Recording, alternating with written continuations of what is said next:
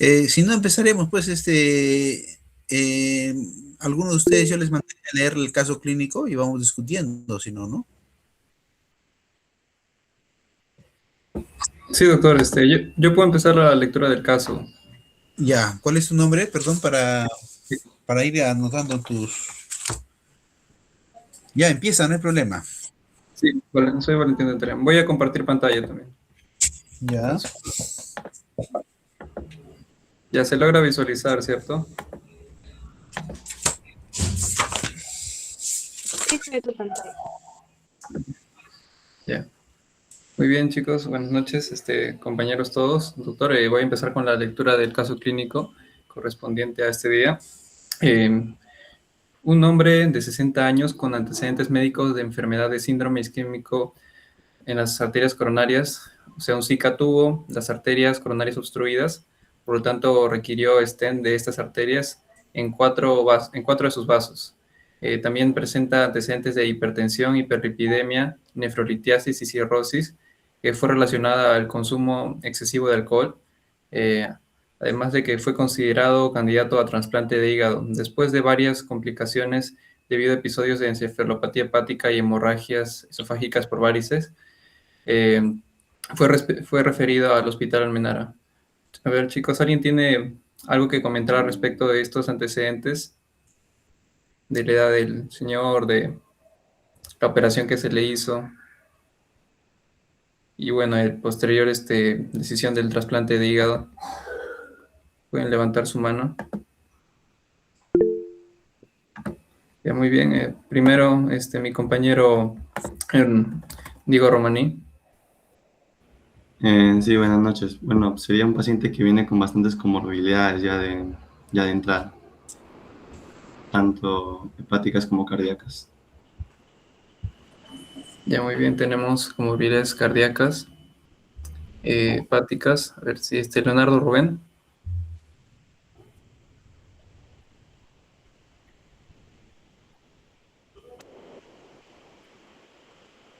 Te escuchamos.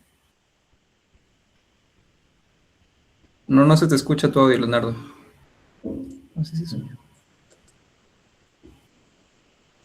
No sé si estás hablando. Ya bueno, mientras, Carmen. Sí, como mencionaba el compañero, en el caso de los antecedentes patológicos del paciente se menciona que tiene síndrome isquémico coronario y stents, por lo tanto nos indica, ya que este caso es de un paciente que tiene una enfermedad aterosclerótica severa, lo cual lo podemos asociar con una menor reserva cardiopulmonar. Asimismo, también menciona que la taquicardia actual es de 120 latidos por minuto, entonces puede ser una respuesta séptica o una descompensación cardíaca. También se menciona que tiene hipertensión arterial, lo cual nos puede llevar a asociarlo con un daño endotelial crónico.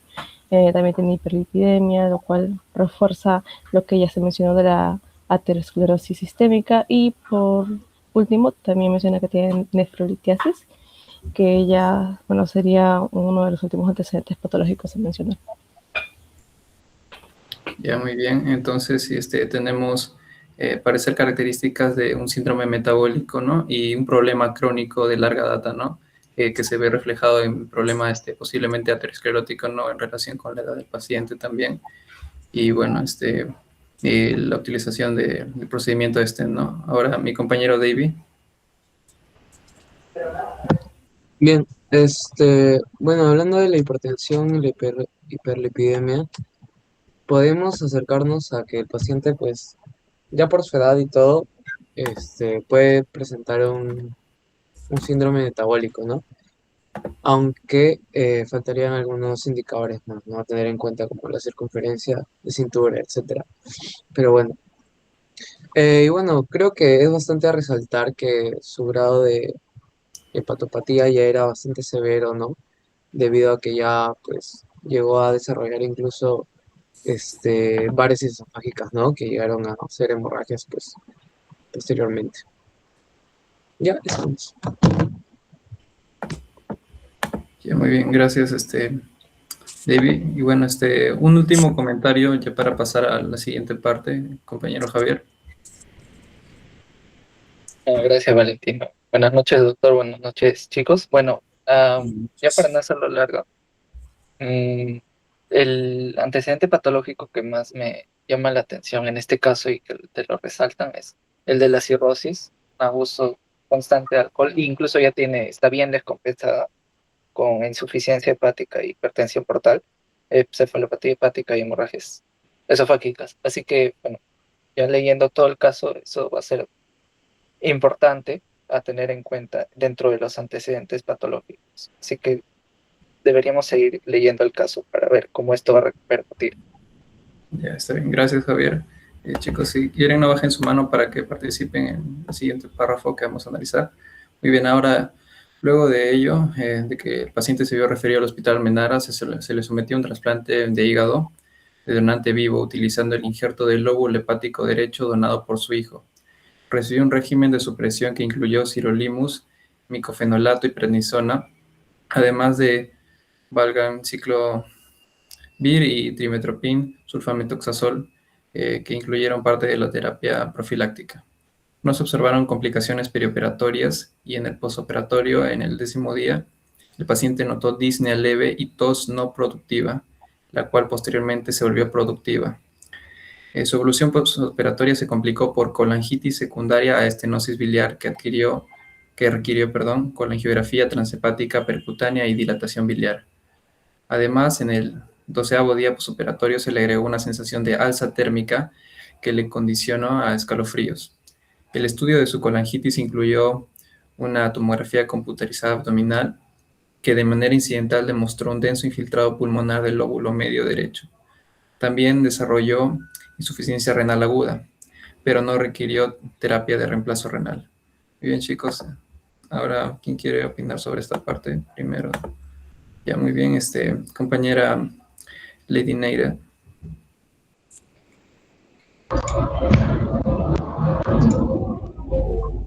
Sí, buenas noches. Buenas noches, doctor. Bueno, como se puede observar, estamos viendo a un paciente que es operado y aparte ha tenido un trasplante de hígado reciente y ha recibido terapia inmunosupresora. Eso le va a circunscribir a un alto riesgo de infecciones oportunistas, ¿no? Y por encontrarse en el ámbito hospitalario, unas infecciones intrahospitalarias. También se puede rescatar el inicio de lo que es la disnea y la tos, ¿no? Que ha sido más o menos 10 días después de su operación. Esto nos va a sugerir lo que es el desarrollo de una infección respiratoria, ¿no? Y probablemente una neumonía intrahospitalaria. Ya, muy bien, sí, listo, compañera Lady. Sí, muy buen aporte, considerando, ¿no?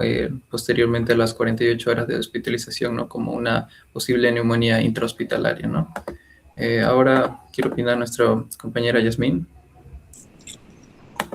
Sí, buenas noches. Creo que se le podría agregar a ello, hablándolo como síndromes, justo este tema de la tos productiva, la disnea, incluso que más adelante se menciona una saturación del 92. Sí se podría hablar de un síndrome de condensación, que es muy probable que sea una neumonía intrahospitalaria. A esto sumado con la inmunosupresión farmacológica que actualmente presenta debido a que se le hace ese trasplante que se fue dado por su hijo como tal. Esta inmunosupresión, se expresa con estos medicamentos como el sirolimus y la prednisona, que es un corticosteroide. Y bueno, a esto creo que también se le podría agregar quizás también se presenta a la temperatura y la frecuencia cardíaca de 120 nos podría indicar también que hay un síndrome de respuesta inflamatoria sistémica.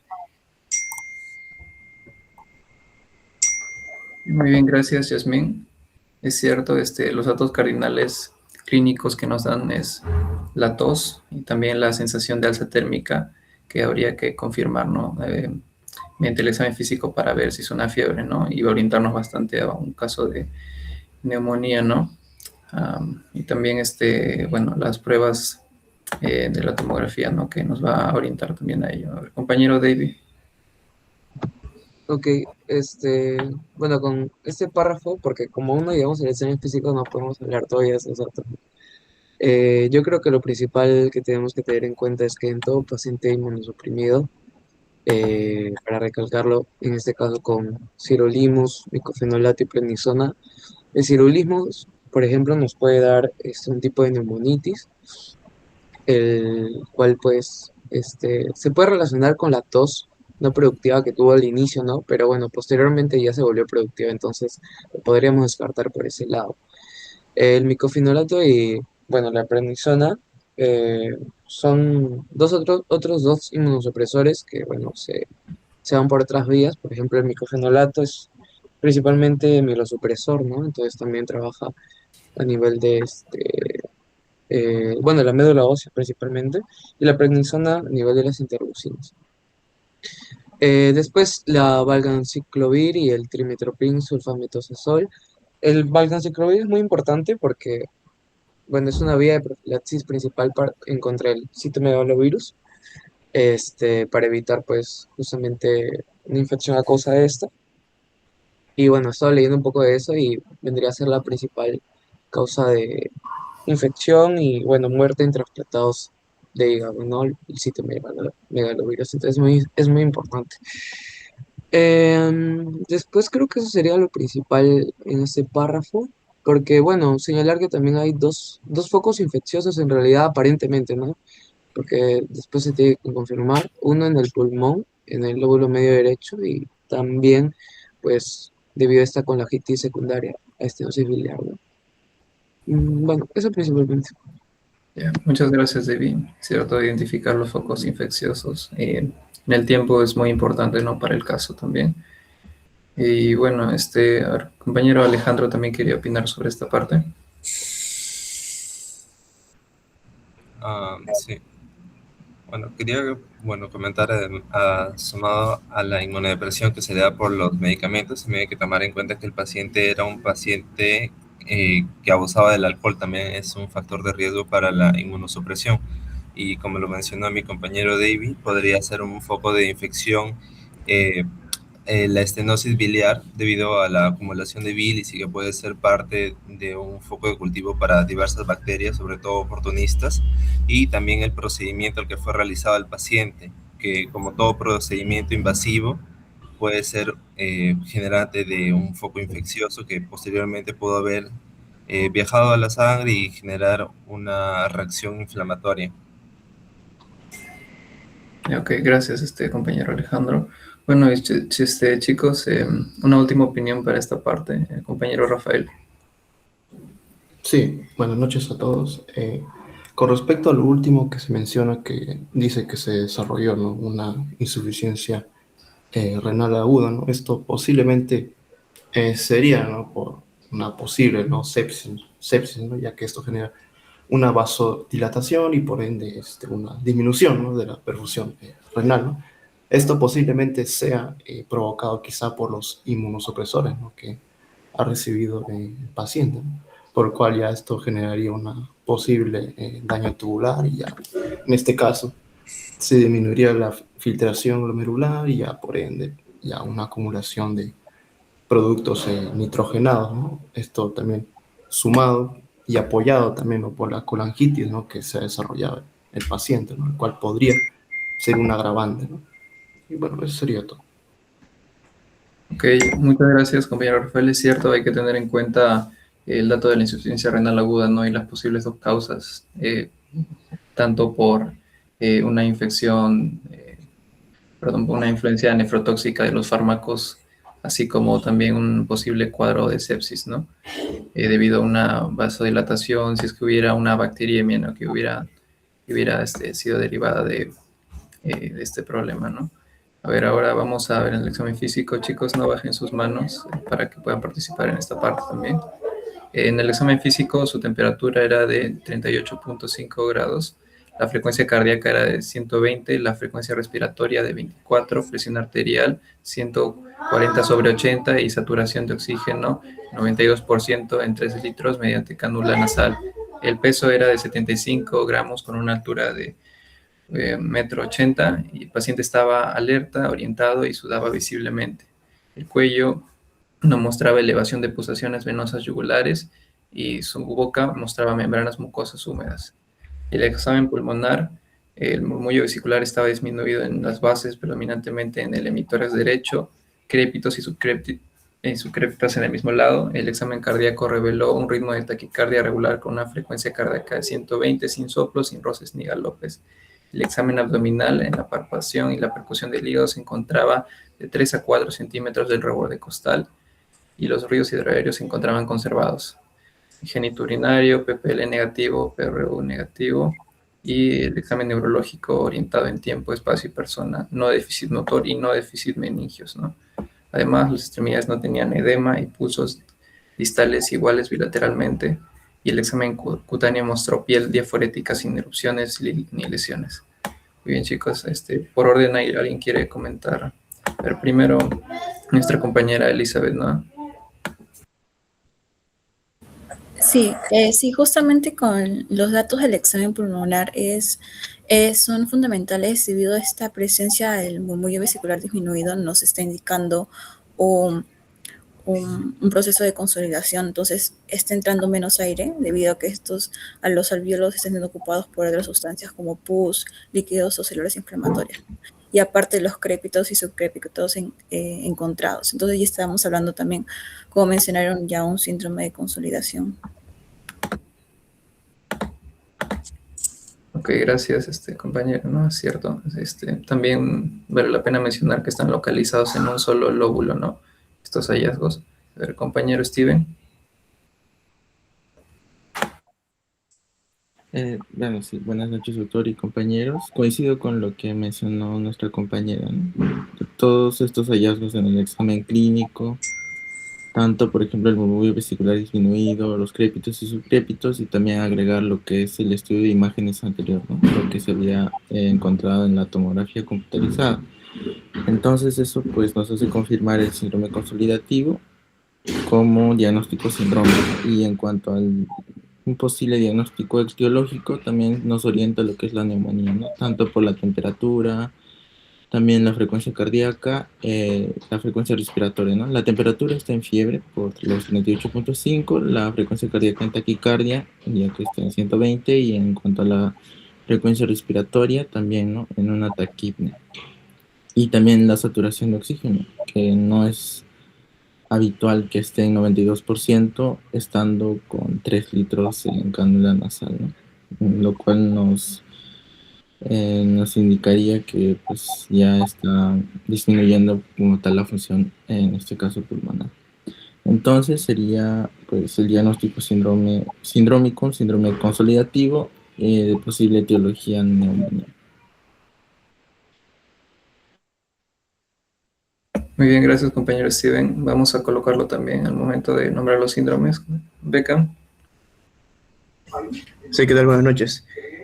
Sí, como dijo mi compañero, lo que nos llama la atención es que, por no decir todas las funciones vitales están alteradas, ¿no? Tanto la frecuencia, como la frecuencia respiratoria, la frecuencia cardíaca, incluso la presión arterial, ¿no? Y también la fiebre, ¿no? Que podríamos asociarlo en este caso a dos causas, ¿no? Tanto la colangitis secundaria o como también a un posible proceso respiratorio, ¿no? Que nos ha indicado en esta tomografía de forma incidental, ¿no? Que hemos descubierto este infiltrado. Sin embargo, para ya acercarnos a una de estas dos causas o poder diferenciar de una forma más contundente, es la saturación, ¿no? Que de por sí el 92% de saturación de oxígeno es bajo, y en este caso está con un 92% con cánula, ¿no? Está recibiendo oxígeno. De por sí ya nos estaría indicando una insuficiencia respiratoria más que todo hipoxémica. Entonces, los cambios en las funciones vitales, ¿no? Tanto la frecuencia cardíaca como la frecuencia respiratoria elevada o la presión arterial se podrían ya estar debiendo a esta hipoxemia, ¿no? Más que todo, y también podríamos asociar la fiebre también ya a un foco más que todo respiratorio, ¿no? Ya acercando, ya definiendo como tal el diagnóstico, ¿no? En este caso, una posible neumonía. Gracias, compañero Beckham. Cierto, nos orienta más un problema respiratorio, ¿no? Y sobre todo saturación de oxígeno, ¿no? Característica de al no mejorar con 3 litros cánula nasal, nos orienta a un problema dentro del alvéolo, ¿no? Que va muy bien, o podría decir que conecta muy bien con los hallazgos clínicos que llevarían a hacernos pensar en una consolidación, ¿no? Eh, Muy bien, compañero Adrián Guaita.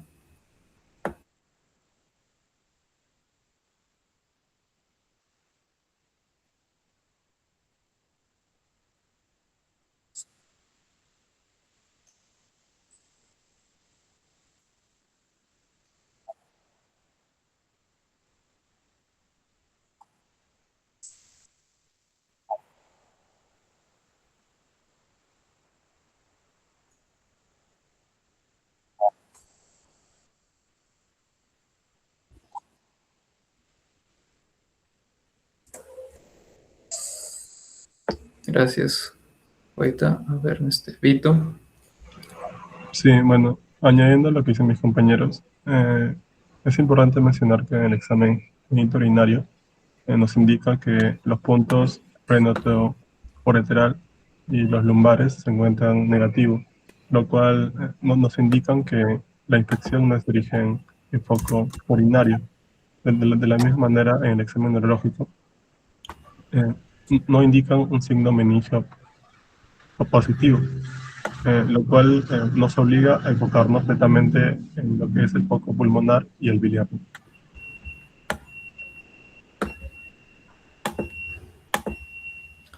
Ya, muy bien, gracias, Vito. Cierto, podemos ir descartando otros focos infecciosos, ¿no? Y bueno, concentrarnos en los problemas que tenemos, ¿no? Principalmente respiratorio y el hallazgo también de una posible hepatomegalia. El compañero Leonardo Rubén. Sí, buenas noches. Ah, ahora, ¿se me puede escuchar mejor o no se escucha muy Sí, bien? sí, sí se te escucha. Ya, genial. Ah, bueno, en cuanto a lo que yo quería rescatar era acerca del examen físico. Yo había estado leyendo, ¿no? Que en cuanto a las neumonías, se caracterizaban porque habían justo estos tres signos y síntomas. El primero era el de la hipertermia, el segundo era la taquicardia y el tercero la taquipnea, ¿no? En cuanto a la hipertermia, bueno, relacionado a lo que vendría a ser los pirógenos, ¿no? Bacterianos, las toxinas que se liberan y que posteriormente, en cuanto a respuesta inflamatoria, generan que el hipotálamo aumente la temperatura, ¿no? Como un medio de defensa. En cuanto a lo que vendría a ser la taquicardia, bueno, el corazón empieza a bombear debido a que, bueno, hay este ataque no exógeno. Y en cuanto a lo que vendría a ser lo de la taquipnea, se da precisamente por el exudado inflamatorio de la neumonía. Como hay este exudado, entonces los alvéolos empiezan a no ventilar, ¿no? Entonces se desarrolla este estado de hipoxemia, como se ve en los valores, ¿no? Del 92%, el paciente está en un estado de hipoxemia, como un efecto shunt, ¿no? Y esto genera de que el paciente hiperventile, ¿no? Es una hiperventilación secundaria a la hipoxemia. Como consecuencia, da una alcalosis respiratoria, ¿no? Y esto también podría ser bastante grave dentro del paciente porque ya es una alteración de por sí de lo que vendría a ser las sales también, ¿no? Y bueno, y en cuanto a lo que vendría a ser, por ejemplo, el IMC, sí lo encontré en valores adecuados. Y bueno, eso principalmente a rescatar, ¿no? Gracias, compañero Leonardo, por hacer la integración fisiopatológica, ¿no? De la mayoría de hallazgos clínicos. Solo faltaría, ¿no? Darle una explicación al aumento del tamaño del hígado dentro de este cuadro, ¿no? Que pudiera, si estaría relacionado con este problema o no. A ver, última participación para pasar luego ya al armar los síndromes definitivamente, compañero Juan Mudarra. Sí, bueno, buenas noches, doctor y compañeros. Lo que quería añadir es que, bueno, todos estamos de acuerdo con que este paciente está presentando un síndrome de consolidación por las diversas signos y síntomas, ¿no? Pero además hay que tener en cuenta que, pues, como ya lo han dicho, pero para integrarlo, este paciente tiene muchas comorbilidades y no solo intrínsecas, o sea, del paciente en sí, sino, digamos, extrínsecas, que es el lado hospitalario, ¿no? Está en un hospital y ya de por sí presenta un riesgo de adquirir algún tipo de infección, y no cualquiera, sino de que sea multiresistente, por intubación, por el proceso prolongado de estancia hospitalaria, por el tema de ser trasplantado o de los corticoides que se le está administrando, ¿no? Entonces, en este contexto y probablemente un foco de infeccioso pulmonar, hay que tener en cuenta, en un punto se mencionó sobre que desarrolló una insuficiencia renal aguda. Si bien es cierto, se menciona que no requirió un reemplazo renal, es muy importante porque podríamos considerar como una sospecha de una falla orgánica que se está presentando. Esto lo menciono porque este paciente puede estar muy probable haciendo una sepsis y para verificar de una manera más cercana se pone los criterios del SIRS, ¿no? Del síndrome de respuesta inflamatoria sistémica, en donde los 4 criterios, 3 las cumple, y justamente las 3 que vamos a evaluar, ¿no? La temperatura, que es mayor a 38, la frecuencia cardíaca, que está en 120, y la frecuencia respiratoria, que también está en 24, está elevada, ¿no? Entonces, con este síndrome de respuesta inflamatoria sistémica, podemos decir que este paciente es muy susceptible a hacer sepsis y falla multiorgánica, ¿no? Por lo que debemos tener en cuenta. Eso. Muy bien, gracias compañero Juan Modarra.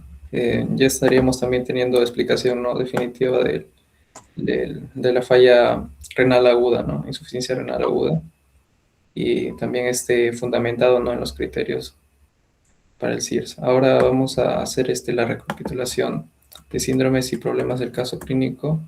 A ver, puedes comenzar, compañero Sebastián. Sí, Valentino, gracias. Buenas noches con todos, doctor, compañeros. Sí, justo también lo resumió muy bien mi compañero Juan.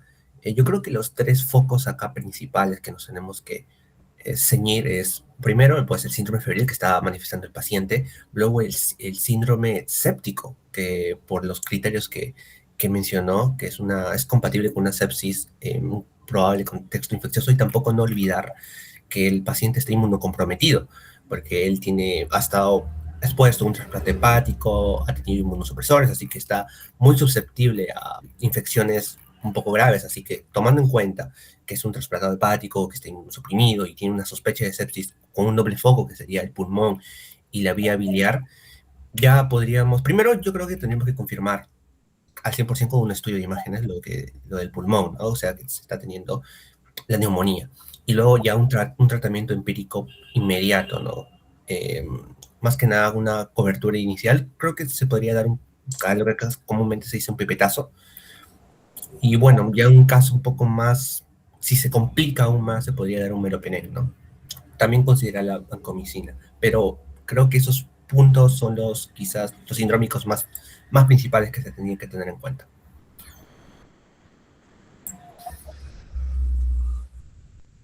Muy bien, gracias compañero Sebastián. Ahora, chicos, con los síndromes que planteó, podríamos hacer recapitulación que los justifique, ¿no? Si quieren añadir algún otro síndrome, ¿no? Bueno, y luego vamos un poco más al plan de trabajo, ¿no? Enfoquémonos en esta parte sobre todo. Empieza mi compañera Pamela Mena. Sí, buenas noches, doctor, buenas noches, compañeros. En cuanto al síndrome consolidativo, bueno, ya lo hemos estado conversando, tiene tanto hallazgos como signos y síntomas. Bastante clásico en la parte del examen físico pulmonar es la disminución del murmullo vesicular, que también se va a encontrar una presencia de crépitos en el hemitórax derecho, lo cual ya nos brindaría un poco más acerca del diagnóstico topográfico, y esto se correspondería también con las imágenes que se han realizado, ¿no?, que es la radiografía como tal, ya que vendría a ser compatible con una neumonía. Había un síndrome que también quería mencionar, que es el síndrome de insuficiencia respiratoria, debido a la saturación de oxígeno que el paciente presenta disminuida, a pesar de que está presentando una oxigenoterapia, ¿no? Además, también para comentar algo del plan de trabajo, se podría no descartar que la causa o la etiología de este paciente sea una infección oportunista, debido a que el paciente se encuentra muy inmunosuprimido, ¿no? Entonces, en base a ello, también se debería considerar abarcar tratamientos que se enfoquen en patógenos, ¿no?, que son más oportunistas, ¿no?, como podría ser, bueno, no tengo el nombre ahorita, pero no se debería descartar eso tampoco. Ok, gracias compañera Pamela. Ahora compañera Alessandra. Sí, buenas noches a todos. Bueno, para agregar un síndrome más, para complementar un poco la información, también tenemos el síndrome de inmunosupresión post-trasplante debido al uso de estos medicamentos para inmunosuprimir su sistema inmunológico para que se pueda dar este procedimiento. Y bueno, es importante resaltarlo porque va a aumentar el riesgo a estas infecciones bacterianas o virales que se pueden dar en un hospital o también fúngicas que debemos tenerlo en cuenta. Bueno, también se podría considerar incluso un síndrome biliar infeccioso, ya que como vemos hay una hepatomegalia que está acompañada de fiebre y también de este deterioro clínico. Se podría incluir como ello. Y bueno, hablando del plan de trabajo, considero que se podrían incluir estudios de laboratorio, tanto de, bueno, hematológicos para ver lo que es la proteína C reactiva, estados de inflamación, también bioquímica, ya que nos están indicando que hay una afección ahí también, para ver el perfil renal, electrolitos y perfil hepático. Y bueno, adicional a ello, también el estudio de imágenes para poder ver este síndrome de consolidación. Como estamos planteando una posible neumonía, sería ideal una radiografía de tórax. Bueno, eso sería todo.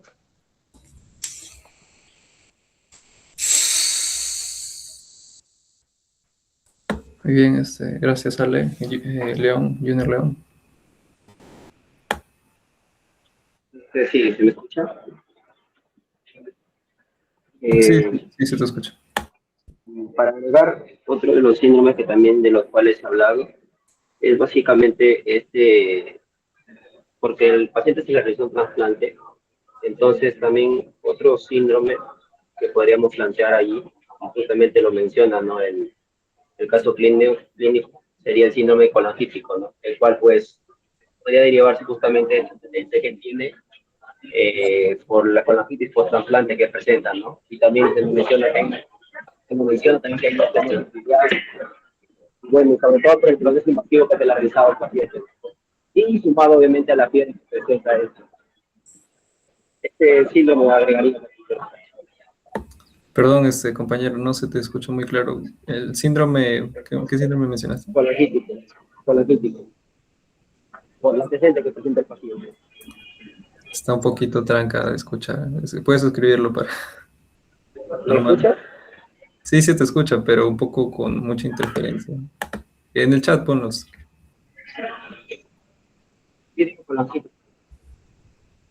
A ver, ya mientras nuestro compañero Junior escribe, compañera Tracy. Sí, buenas noches. Bueno, en este caso, para hablar un poco más de lo que es el síndrome séptico, como ya mencionaron, pues aquí podemos ver que el paciente tiene los criterios, ¿no? Tiene, bueno, lo que sería la fiebre, presenta taquicardia, taquipnia, y además de eso menciona que también tiene insuficiencia respiratoria, porque nos menciona que tiene 92 de saturación, pero está usando oxígeno, ¿no? Entonces ya, pues si le sacáramos el oxígeno tendría incluso menos. Ahora, esto podría ser por los focos infecciosos pues, del pulmón, en este caso por la neumonía, o por los otros síndromes que mencionaron mis compañeros, como el de colangitis. Y ya para hablar un poco más del plan de trabajo, en este caso, primero, ¿qué cosa vamos a pedir antes del tratamiento?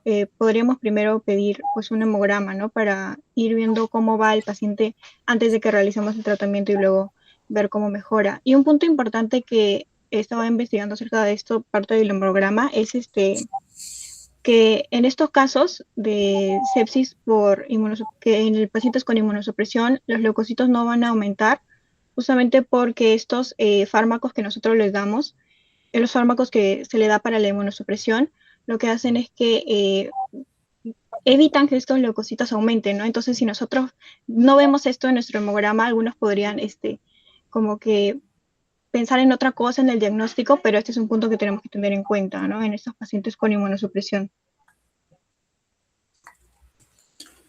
Muy bien, gracias compañera Tracy, ¿no? Los resultados que esperaríamos ayer, ¿no? En el hemograma. A ver quién más desea participar. Junior León, creo que de nuevo. O se quedó la mano levantada ya. William. Ah, sí, buenas noches. ¿Se me escucha? Sí. Ya, ¿qué tal? ¿Qué tal, doctor? Buenas noches, compañeros.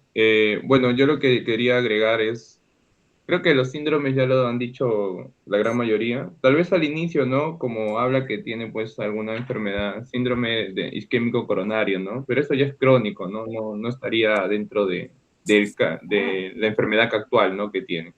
Ahora, lo que sí quería mencionar ahí, el síndrome febril ya estaría dentro del síndrome séptico, ¿no? Entonces es como está repitiendo, ¿no? Porque mis compañeros han dicho, ¿no? Que el síndrome séptico pues se caracteriza, ¿no?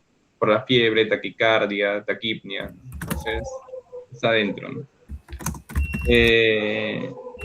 Ya, y con respecto al plan de trabajo, creo que primero, como estamos viendo pues a un paciente que está desaturando, ¿no? Una saturación en 92%, primero es darle un soporte respiratorio, ¿no? Ver que pues, sature más, o sea, que esté dentro del rango normal, ¿no? Lo que se esperaría pues más del 95%, ¿no? Y si, como le están dando pues ahora una cánula nasal, pues, y si no mejora con esto, ¿no? O no sube pues su saturación, se procedería tal vez a una máscara, ¿no? A una máscara Venturi de alto flujo. Y también ver esto con el AGA, que también ya lo han puesto ahí, ¿no? Para ver cómo va pues la presión de oxígeno, la saturación y todo eso, ¿no? Y luego, como ya lo estamos estabilizando por que está desaturando, pues ahí recién pues ya se estarían dando estos estudios, ¿no? Que también ya han mencionado mis compañeros, ¿no? Mi compañera Tracy también mencionó, ¿no? Se puede hacer pues hemocultivo, se puede hacer cultivo de esputo, para saber exactamente cuál es la bacteria que vamos a tratar, ¿no? Porque ya sabemos que es una neumonía intrahospitalaria, ¿no? Y también se puede dar, pues, hemograma, ¿no? Que también ya han hablado, ¿no? Laboratorio completo, ¿no? Un hemograma, PCR, que más también la función renal, ¿no? Porque está haciendo una insuficiencia renal y también un perfil hepático, ¿no? Porque ha sido trasplantado. Y luego de todo esto, pues, si estamos sospechando también de sepsis, entonces también ya lo han mencionado, ¿no? Un tratamiento empírico, ¿no? No esperar los resultados que salgan, sino hay que darle tratamiento empírico si se sospecha de la sepsis. Y pues con un amplio espectro, ¿no? Como ya lo han mencionado ahí, ¿no? Con piperaciclina y taxobactam. Eso sería por mi parte.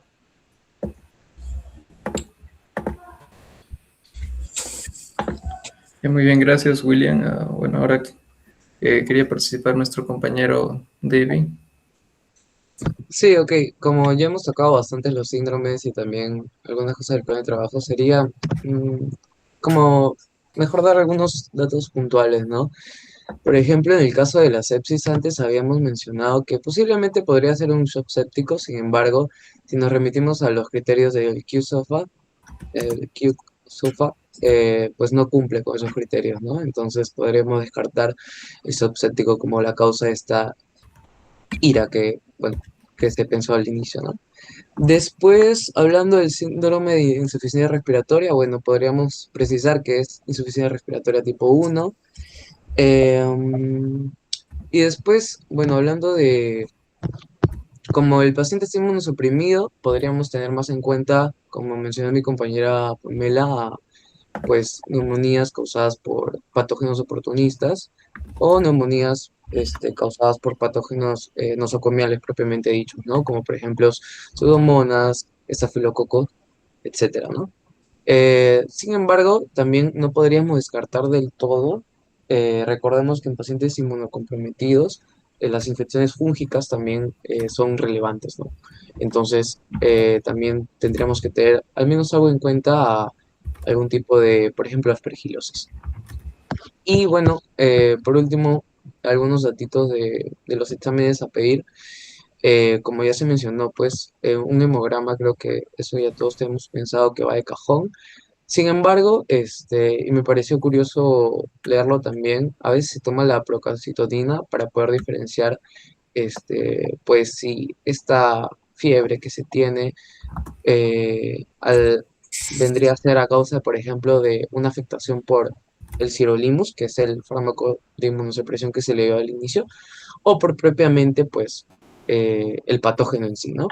Si es que la PST se encuentra ligeramente baja, pues vendría a ser por el sirolimus, y si no, pues por una bacteria o el cuadro séptico, ¿no?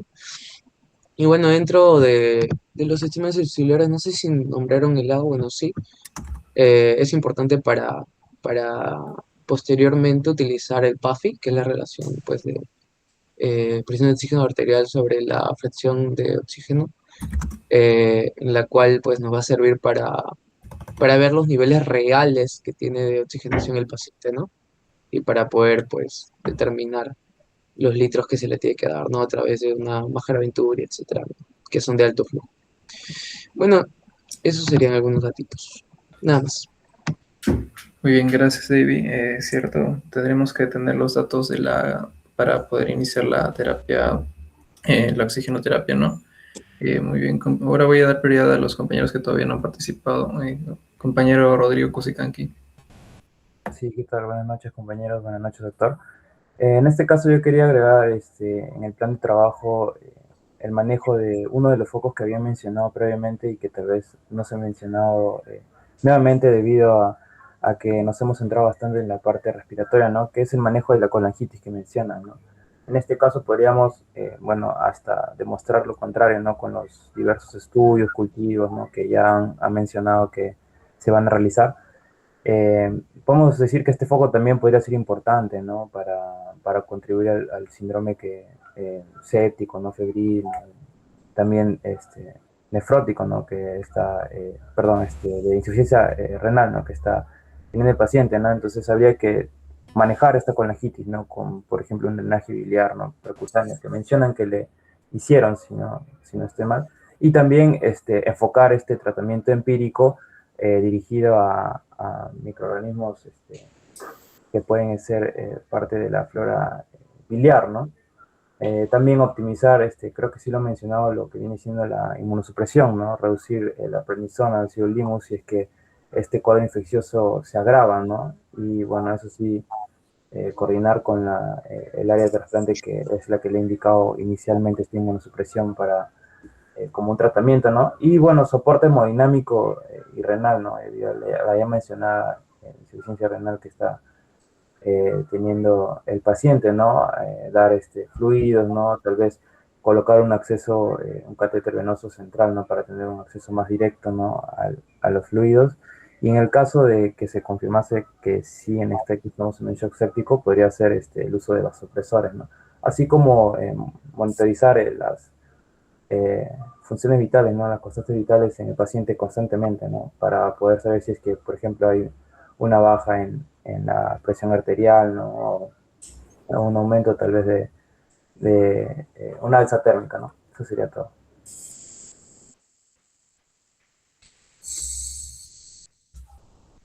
Ok, gracias, compañero Cusicanqui. Ahora nuestra compañera Lady Reyes. Sí, Valentino, gracias. Buenas noches, chicos, y buenas noches, doctor. Bueno, yo quería enfocarme un poco en lo que era lo hepático, el hígado, porque sí me había llamado bastante la atención todos los síntomas que el paciente también había tenido, tanto cirrosis, hepatomegalia, como pudimos observar a través del examen físico que estuvo centímetros mucho más abajo del reborde costal. Y bueno, yo creo que en el plan de trabajo, en sangre, podríamos pedir bilirrubina total, directa e indirecta. Eso sí sería importante para ver cómo está. Claro, eso podríamos colocarla en perfil hepático. Y precisamente siguiendo eso, también ver las enzimas hepáticas, como el TGO, la TGP.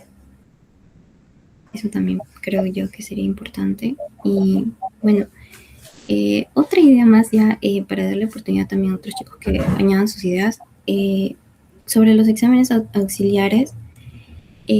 Bueno, la CEPRE es un procedimiento que creo que es como una colangiografía, algo así se llama, es un nombre bastante largo, pero usualmente se usa para poder tratar estas estenosis en estos conductos biliares que precisamente tenemos el problema, ¿no? Es precisamente para evitar esta obstrucción posiblemente a esta estenosis que estuviera sucediendo. porque es diagnóstico y también sirve como un tratamiento. Es en sus siglas, eso. Ajá, sí, gracias por colocarlo. Y bueno, eso sería todo, al menos por mi parte. Gracias.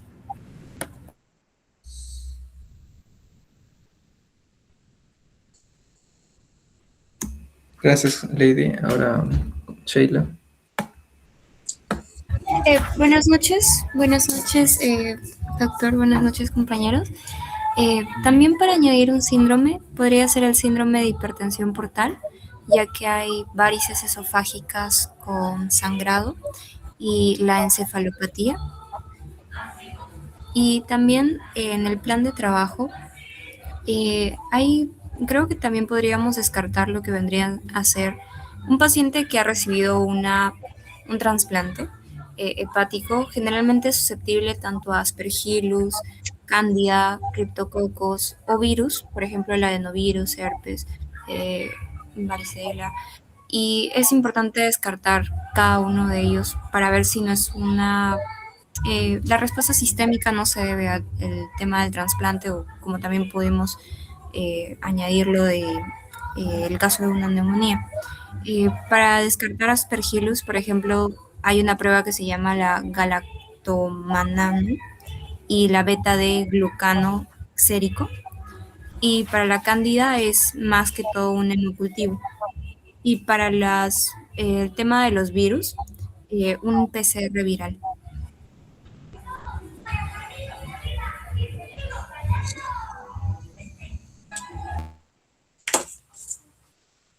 Listo, gracias compañera Sheila por especificar en los exámenes auxiliares para descartar posibles patógenos. Bueno, también es importante, cierto, tener el antecedente de las varices y encefalopatía, pero no sé, no creo que forme parte de la enfermedad actual. No sé si opinan lo mismo, chicos. A ver, ahora va a opinar mi compañera Lisa. Sí, buenas noches, doctor, buenas noches, compañeros. También quería enfocar un poco más en la parte del plan de trabajo y, bueno, de cajón creo que lo primero que se debería hacer es estabilizar al paciente, ya que, como sabemos, tiene ya un compromiso sistémico marcado con la fiebre, con la frecuencia cardíaca, la frecuencia respiratoria y ya el antecedente que se ve marcado de insuficiencia renal aguda. Es por eso que posterior a esto, una vez se pueda estabilizar y evaluar de manera inmediata todos estos factores, ya se podría continuar con evaluar la gravedad del compromiso respiratorio. Es por eso que el AGA creo que debería pedirse en primer momento y posteriormente, ya para la parte de laboratorio, ya se han mencionado algunos exámenes, ¿no? Como el examen de perfil hepático, el de bilirrubina, pero quería mencionar justamente el examen del lactato, ya que va a ser esencial para poder valorar la severidad y también la posibilidad de la hipoperfusión que pueda haber en el paciente, incluso si aún no se expresa que está hipotenso. Es por eso que también lo incorporaría dentro de esta evaluación del paciente. Posteriormente, ya también para ir más a la etiología, sería pues hacer cultivos, tanto para la vía de la parte pulmonar como para la parte biliar, porque sabemos que estarían indicados para ambos sitios. También su prueba de esputo, un urocultivo, que bueno, si bien sabemos que no es un foco urinario como tal, es usualmente un foco en el cual se puede desarrollar las patologías hospitalarias o en caso de inmunosuprimidos que pues son susceptibles a poder tener alguna patología por hospitalización. Sería básicamente eso.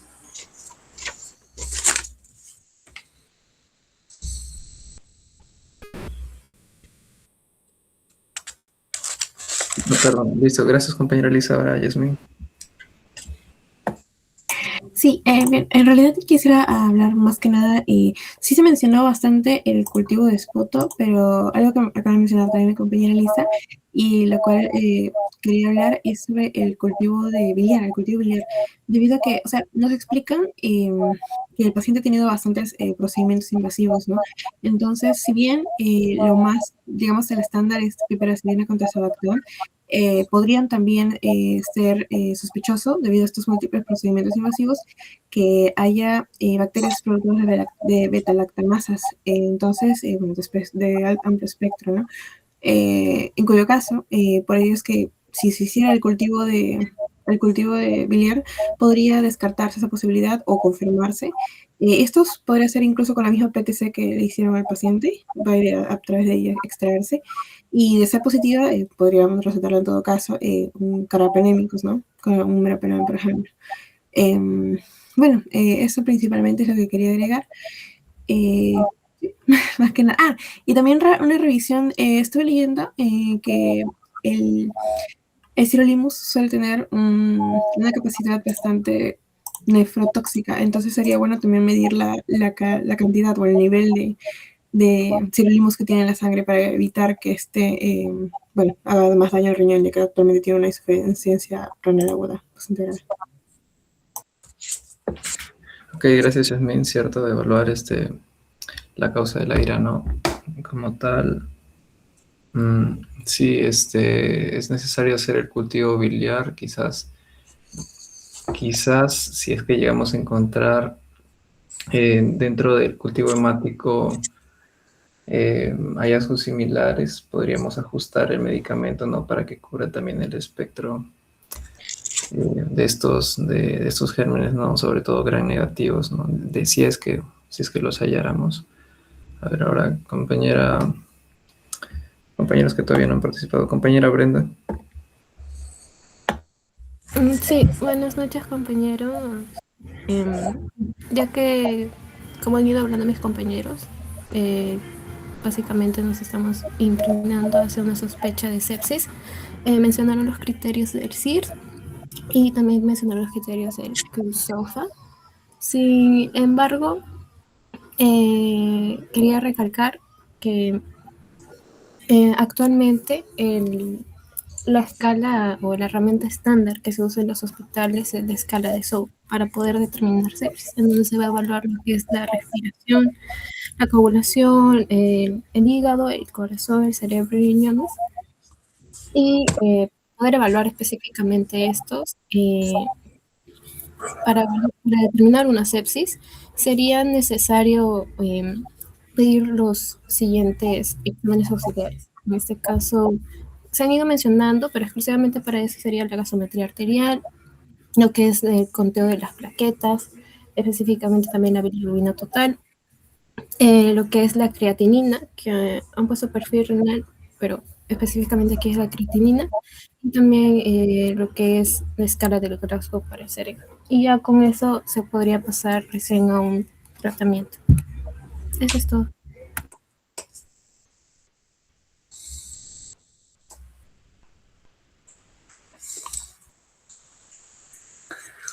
Ok, gracias, compañera Brenda. Cierto, importante el perfil de creatinina. También podríamos medir la diuresis, ¿no? Para ver cómo va avanzando la filtración renal.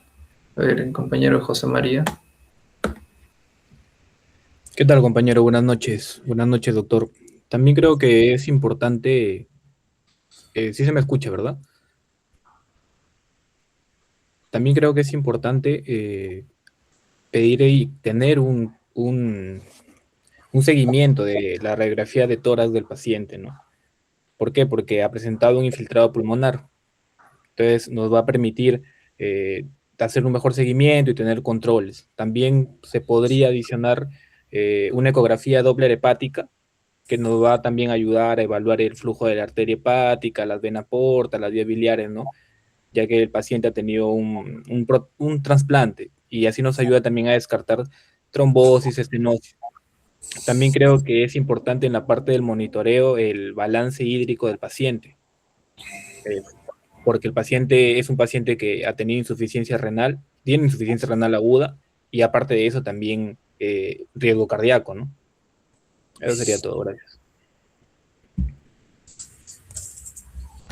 Gracias, José María. A ver, ahora Leonardo Rubén. Bueno, en cuanto ya para resumir lo que vendría a ser el plan de trabajo, ordenándolo por prioridad, ¿no? Yo mencionaría, por ejemplo, primero la parte de la oxigenoterapia, ¿no? Porque el paciente está en un claro estado de hipoxemia, dado la propia fisiopatología de la neumonía que hoy hemos estado mencionando, ¿no? También sería bueno, por ejemplo, solicitar un AGA para, bueno, además de ver el índice PAFI, ah, descartar una posible alcalosis respiratoria, ¿no? Porque el paciente va a estar en un estado de hiperventilación, inclusive tiene esta propia diaforesis, ¿no? De la cual diría que también está relacionado a su síndrome coronario agudo y podría estar inclusive propenso a un infarto agudo de miocardio si no se trata a tiempo en cuanto al chequeo de su corazón. Y en cuanto a lo que vendría a ser también a la desintoxicación, ¿no? Porque el paciente ya está en un claro estado de insuficiencia hepática debido a el daño que se le provoca al hígado dado la propia cirrosis, ¿no? Provoca de que la sangre no se filtre, no se limpie y se acumulen las toxinas, ¿no? Que pueden llegar por flujo a través de las carótidas hacia el cerebro, ¿no? Entonces provocan la encefalopatía hepática, ¿no? Entonces el paciente puede estar en un claro estado de intoxicación, ¿no? Listo, compañero Leonardo. Bueno, por último, nuestro compañero Jesús Alvieri. Sí, buenas noches con todos. Bueno, mencionaron datos importantes, pero quizás han dejado de lado o no le han tomado mucha importancia al dato que es alcohólico el señor, ¿no? Recordemos que las personas que tienen alcoholismo usualmente sufren de aspiraciones y por lo cual sufren de neumonías recurrentes, ¿no?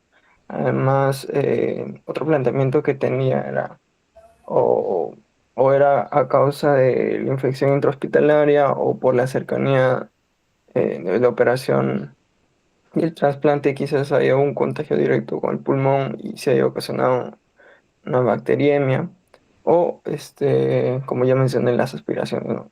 En ese sentido, en el plan de trabajo yo orientaría más el tema de un cultivo, pero para bacterias gram negativas, por el hecho de que, bueno, está dentro del hospital y la pseudomonas es una de las causas principales también de infecciones intrahospitalarias, ¿no?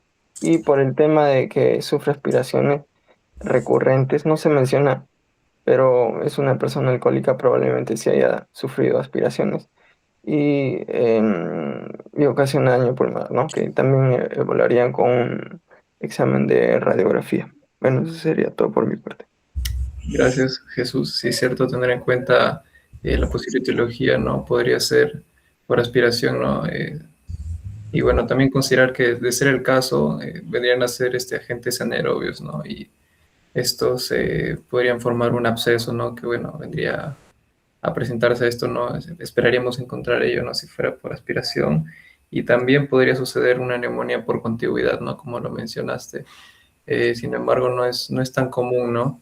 Es la menos común de otras opciones que podríamos tener. Muy bien, chicos, si alguien desea dar una opinión más para cerrar, puede ser quizás el compañero Mateo, el compañero Estefano, ¿no? Que todavía no participan, Johan. Pero bueno, a ver, Lady, creo que te quiero dar un comentario. Sí, Valentina, gracias. Justamente en la parte de exámenes, creo que me acabo de acordar que el paciente parecía tener una insuficiencia hepática, pero igualmente para poder monitorear podríamos pedir también tiempo de protrombina, que era una función muy importante en el hígado, en lo que es el perfil hepático. Ya en la misma sangre también podríamos pedir, en la misma sangre también podríamos pedir urea, creatinina y glucosa, ese dosaje, que yo creo que ese de por sí es habitual pedirlo, más que todo también porque el paciente, por los antecedentes que también tiene el paciente, y acompañado del PCR también se suele pedir el BCG, que también ambos son factores de reacción aguda. Eso. Sí, eso nada más. Eso era, creo, lo que considero que faltaba. Gracias. Listo, gracias, Lady, por mencionar los reactantes de fase aguda que podemos pedir. Muy bien, Jesús Alberis, creo que ya quiere cerrar la última opinión, ahora sí. No tuve la mano alzada, perdón. Listo, gracias. Bueno, chicos, esto sería todo, todo el análisis del caso. Listo, doctor, ahora. Muy bien. Yo creo que lo han hecho muy bien. Me ha gustado. Hay hay bastante interacción de parte de ustedes. El detalle está quizás, el problema está quizás que hay cosas que, déjalo en el plan de trabajo, muestra el plan de trabajo, que es lo más importante quizás. Ahí yo, casi se ha cogido casi todo lo que se debería solicitar, algunas cosas nomás afinar. Normalmente cuando se hace un plan de trabajo, las cosas básicas, es un paciente que va a estar hospitalizado. Entonces siempre va a tener hemograma, perfil hepático, siempre va a tener su primera radiografía. A muchos de ustedes, como les he escuchado hablar, yo debo suponer que la mayoría ha estado rotando ya en hospitales haciendo su externado. Ya tiene una visión más clara del manejo de los pacientes, incluso algunos se han atrevido a hablar acerca del tratamiento. Esa es para la siguiente sesión. Sin embargo, veo que ya hay esa pericia, ¿no? O sea, ya hay esa habilidad también, ¿no? Entonces, pero en el plan de trabajo siempre, los que ya han estado rotando, siempre cualquier paciente que ingresa por emergencia ya tiene un perfil hepático, un perfil de coagulación, un examen de orina, una radiografía de tórax. Sin embargo, hay que tener en cuenta que este paciente efectivamente es probablemente una neumonía y probablemente el contexto sea de una neumonía intrahospitalaria, una neumonía intrahospitalaria tardía. Y los gérmenes que probablemente estén involucrados son gérmenes intrahospitalarios, ¿no? Sabiendo que el diagnóstico de la neumonía se confirma con una radiografía en la cual se evidencia un infiltrado nuevo, ¿no? Y hay ese indicio, ¿no? Hay esa sospecha. Entonces sí, efectivamente, el plan de trabajo sirve para eso, ¿no? Si hay una insuficiencia respiratoria, yo le debo solicitar un AGA o controlar la saturación. Si hay un consolidado, hay que solicitar una placa radiográfica para confirmar el infiltrado. Actualmente la ecografía es una herramienta también que está apareciendo, que es de apoyo, una ecografía pulmonar, ¿no? Que es de apoyo, se complementa con la radiografía, o también si se sospecha de alguna complicación, no sé, un empiema, un absceso, o bronquiectasia asociada a la misma, el apoyo se pide una tomografía, ¿no? Entonces, en base a la disquisición de sindrómica o a las opciones diagnósticas que uno pone, uno tiene que fundamentar qué plan de trabajo. Por ejemplo, en el plan de trabajo yo no veo la solicitud de baciloscopías. Era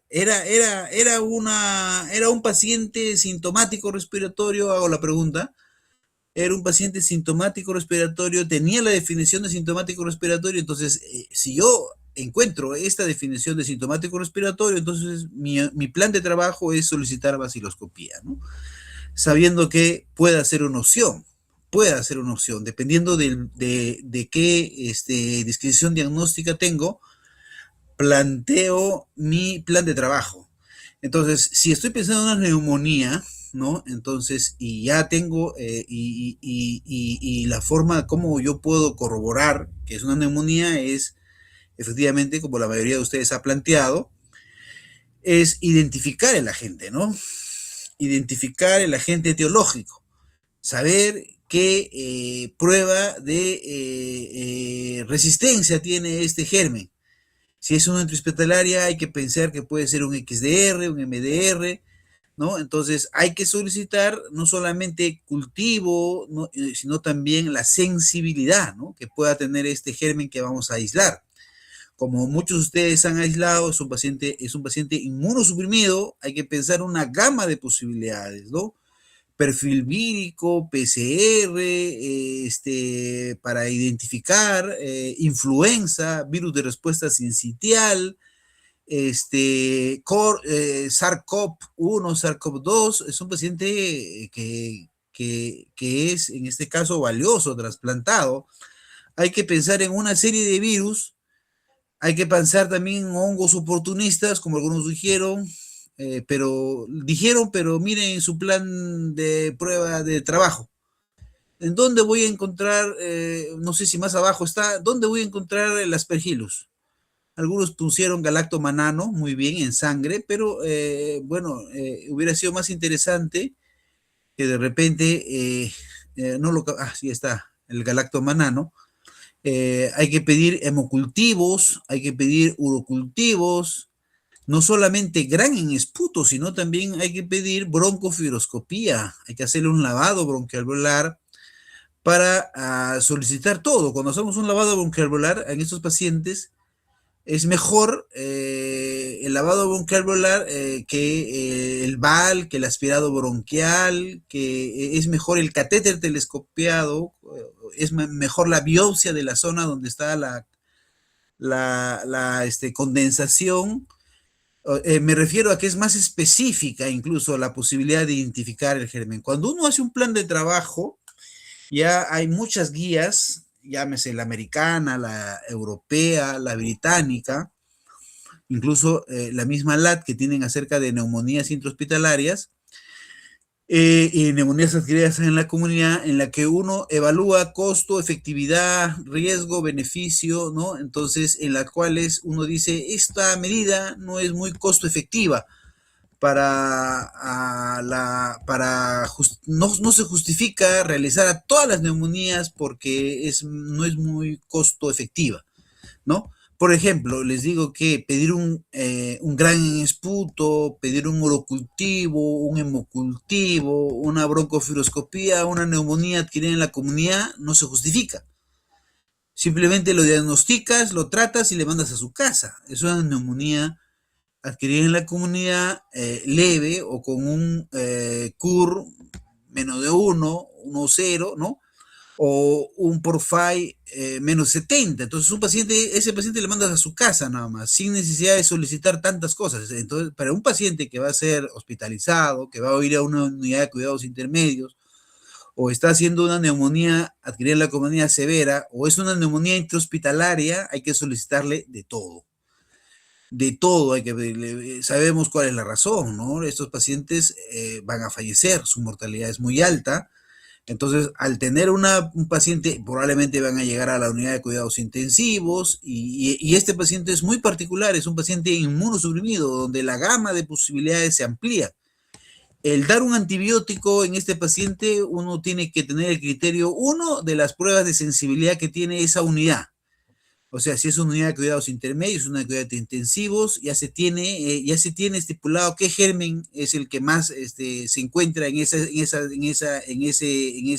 espacio, ¿no? De los años anteriores, ya microbiología ya tiene censado qué germen es más frecuente, y en base a su casuística se da un tratamiento empírico. Ahora, también hay el criterio clínico, ¿no? Si es diabético, insuficiencia renal, de repente tiene celulitis, hay que pensar en gran positivos, un estafilococo, ¿no? Hay que pensar en esas situaciones. Si es un paciente que convulsiona, epilepsia, que tiene problemas neurológicos y ha tenido trastornos sensoriales, hay que pensar en una neumonía también aspirativa asociado. Hay que pensar también en que puede ser polimicrobiana, ¿no? Entonces, y hay que pensar en un inmunosuprimido, como algunos de ustedes escuché hablar, que a veces no va a haber leucocitosis tampoco, ¿no? No va a haber leucocitosis, no va a haber presentación clara, evidente en la radiografía, de repente va a ser un infiltrado intersticial nada más.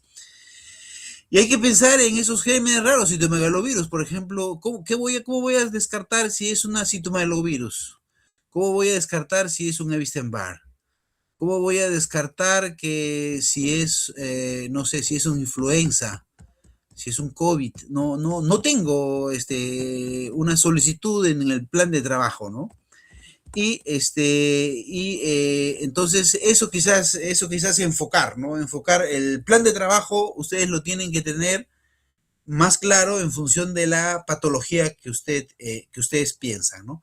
Si les agregó una neumonía, entonces ustedes ya tienen que saber qué cosas debo solicitar, ¿no? debo tener ya en la mente que debo solicitar como plan de trabajo. Señor, hagas esto, hagas esto, hagas esto.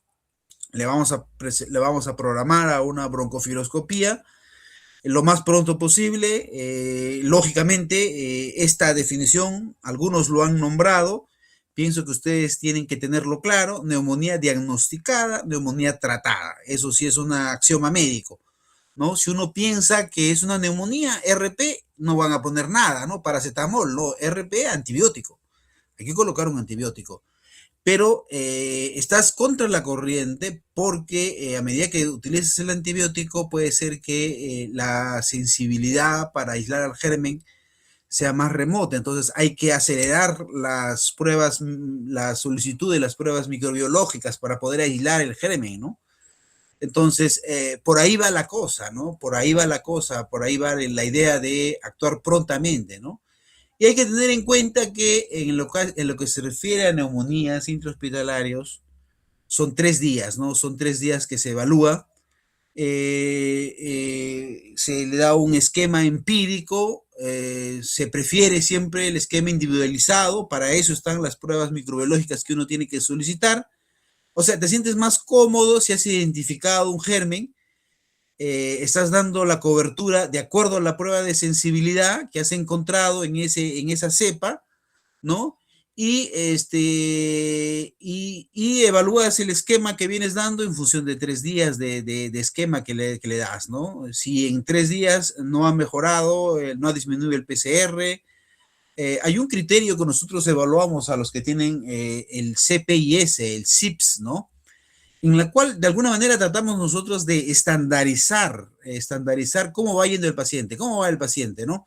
Normalmente, como algunos pusieron, control de funciones vitales, ¿no?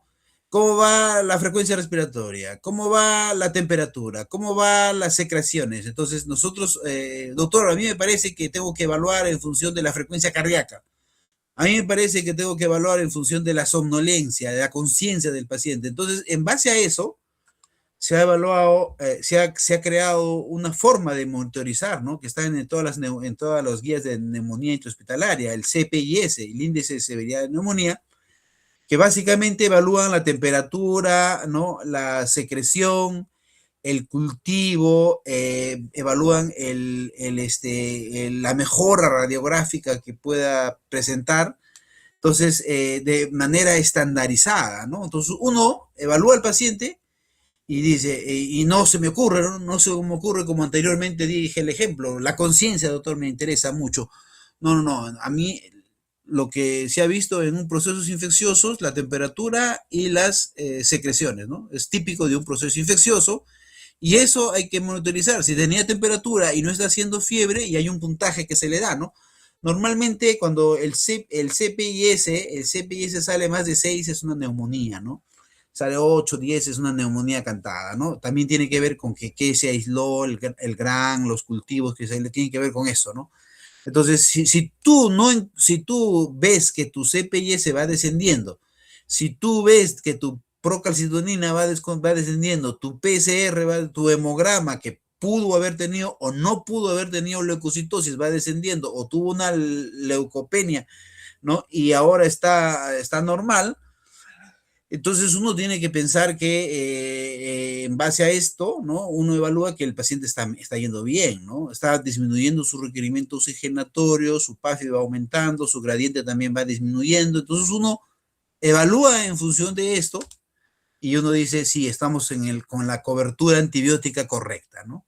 Entonces son esas cosas que uno tiene que tener como basal y son unas cosas que tiene que afinar en el plan de trabajo sobre la sospecha diagnóstica que uno está evaluando, ¿no? Entonces, no sé si tienen alguna pregunta o ahí lo dejamos.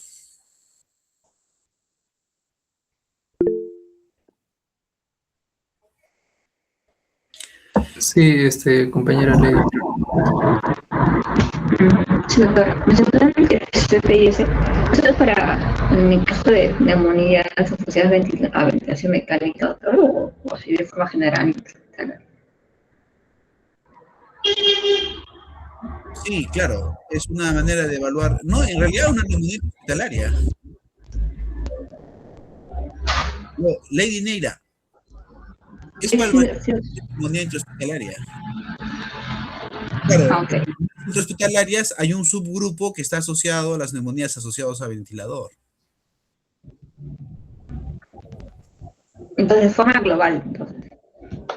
Claro, se evalúa porque al final son, si tú ves los criterios, ¿cómo evalúas? Es temperatura, es secreción, es leucocitosis, es radiografía y son cultivos. Entonces no tiene nada que ver, o sea, se evalúa también al paciente una forma de considerar a las neumonías asociadas a ventilador. Es una neumonía intrahospitalaria también, que se ve frecuente en UCI, ¿no? ¿Alguna otra pregunta?